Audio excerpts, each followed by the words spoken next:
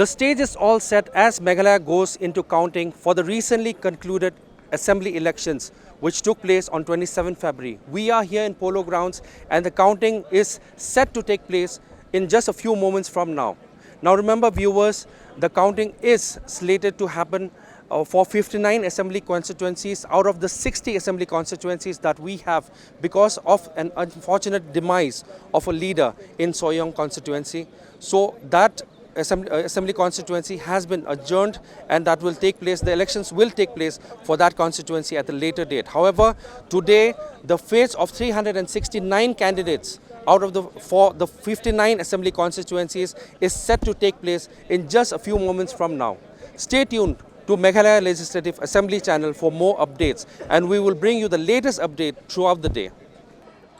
All the counting assistants and counting supervisors are requested to be seated in the counting hall in your respective compartments. All counting supervisors and the teams are requested to kindly be seated in your respective tables. All counting supervisors area sitting arrangement has been kept.